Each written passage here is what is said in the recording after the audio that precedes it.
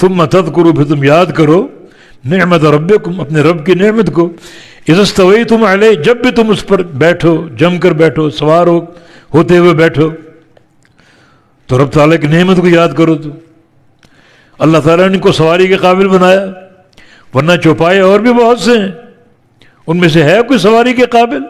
جن کو اللہ نے بنایا وہ قابل بن گئے، اور اللہ نے نہیں بنایا وہ نہیں بن سکے۔ جب سوار ہو کر تم کہتے ہو بتقول، اور تم کہتے ہو سبحان الذی سخر لنا ھذا وما كنا له مقرنین، پاک ہے اللہ جس نے اسے ہمارے مسخر کر دیا، ہمارے تابع کر دیا، وما كنا له مقرنین، اور نہیں تھے ہم اس کو ان پر قابو پانے والے، وما كنا له مقرنین، اور ہم اسے قابو میں رکھنے والے اور قابو لانے والے نہیں تھے۔ اس نے قابو بنایا، اس نے ان کو مسخر کر دیا، ورنہ اور بہت سے جانور اور حیوانات اور چوپائے ہیں، ان میں سے کوئی بھی سواری کے قابل نہیں ہے، بس کیونکہ مسخر نہیں ہے، اللہ نے ان کو سواری کے قابل بنایا نہیں ہے۔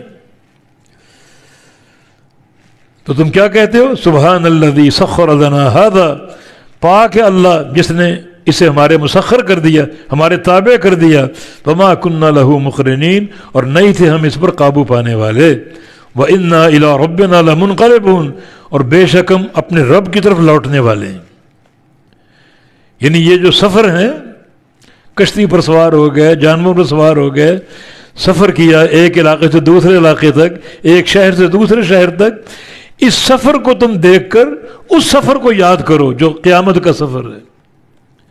وہ سفر دنیا سے آخرت کا سفر ہے، قبروں سے اٹھائے جاؤ گے اور محشر کے میدان میں جمع کیے جاؤ گے، یعنی قبر سے حشر تک کا سفر ہے۔ وَإِنَّا إِلَىٰ رَبِّنَا لَمُنْقَلِبُونَ، اور بے شک اپنے رب کی طرف ہی ہم پلٹنے والے اور لوٹنے والے ہیں۔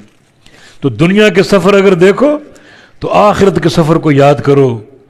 یہ دنیا کے معمولی سفر اور قیامت کا وہ طویل سفر وہ تمہیں اختیار کرنا پڑے گا، تو دنیا کے ان امور کو دیکھ کر آخرت کے سفر کو یاد کرو۔